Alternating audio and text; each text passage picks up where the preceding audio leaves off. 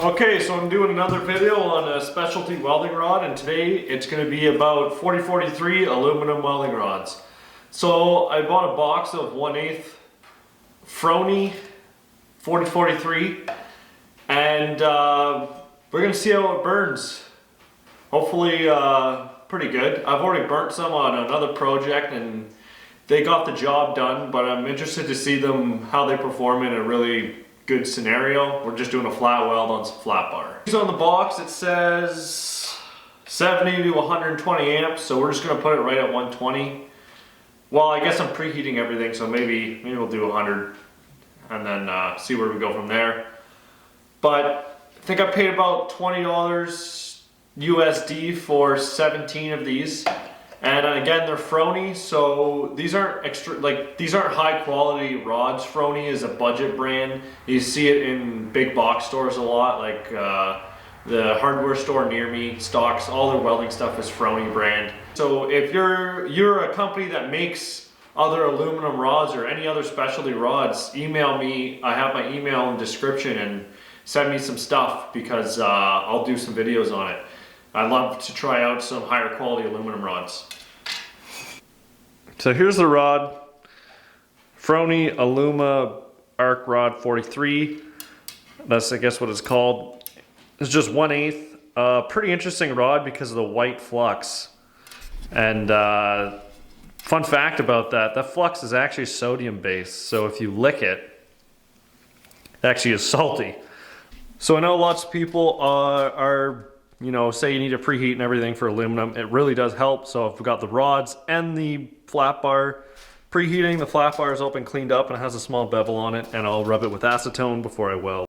Okay, so we'll set it at, since it's all preheated, we'll just go at 100 amps and hopefully that works.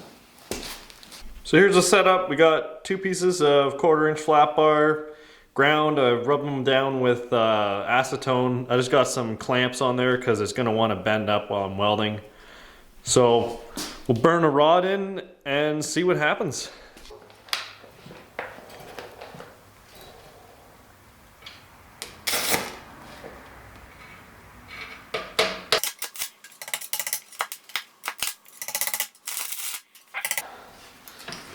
Well, I'm going to try turning it up because it's not working at all.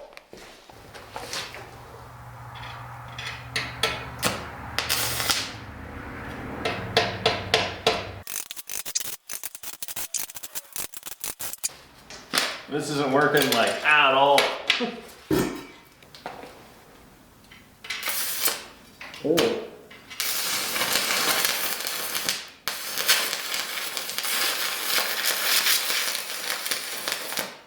Oh, that doesn't work.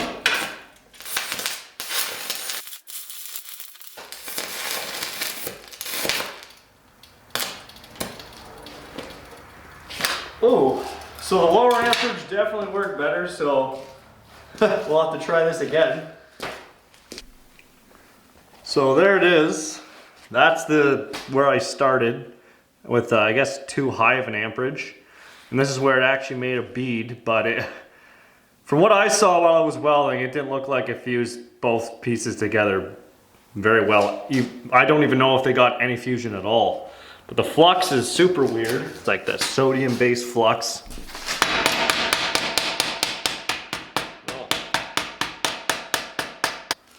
Looks like over here at the end it fused, but for most of it, looks like a slag inclusion. I'm gonna clean up with a wire wheel and we'll take another look. Okay, so interesting results. So the only time it really fused was back here. The rest of it stuck to one side, mostly this side. And you can see there's slag inclusion, no fusion at all. I got the slag out though. But yeah, I guess I was at too high of an amperage, so we'll just flip it over and try the other side. Clean up the back side from the original weld.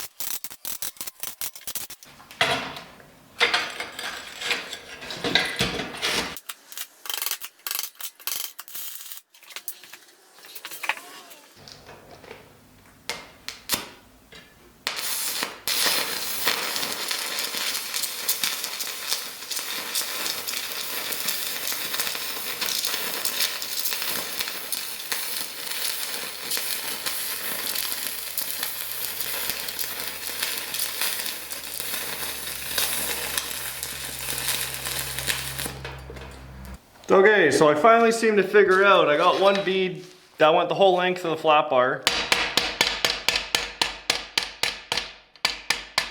I put the amperage at 70 amps, the coldest it said to run the rod, and it seemed to work. Okay, so I cleaned it up. You can see it actually laid a pretty nice bead, so I guess the secret was low amperage. I tried it at 80, didn't really work too well, but 70 amps was like completely different. So clean up this side and groove that out a bit, and I'll try putting a weld in there and see if we can actually connect these two plates.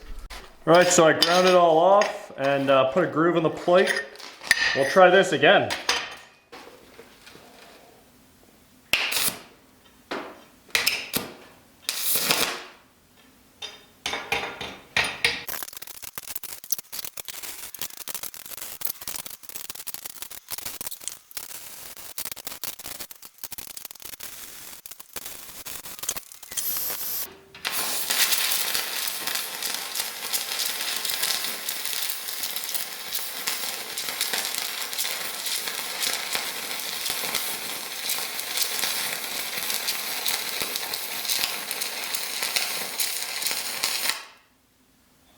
Okay, so I managed to get a couple more beads going. I've seen Durbador the welder lay some nice beads with aluminum rods, so I think the Forney ones just aren't capable of really welding.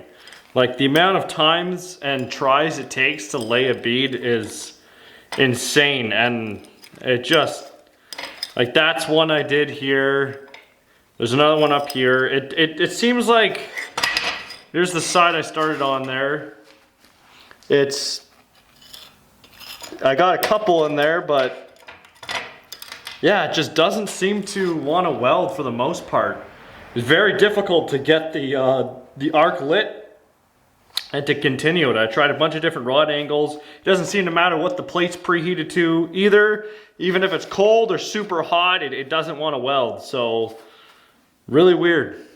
So I wire wheeled all the slag off, and you can see there's some beads look okay, but to get the arc lit and actually be able to weld with these rods, it's quite the task. It doesn't seem to matter, like I said, what preheat you're at. You need kind of a lower amperage. I was at 70 amps. That's the only amperage I could actually get it to continuously weld. I tried a bit colder and it didn't seem to work either. But yeah, I guess you gotta preheat your material to some point, but that didn't really seem to help that much, and it looks good. Like, that for a stick aluminum weld, that looks really good to me. But to get there is super difficult. Like that, ugh. We'll flip it. I did some on the other side. That was the first one I got going. But I did these two after. This is kind of what happens when the plate is too hot. It just melts out.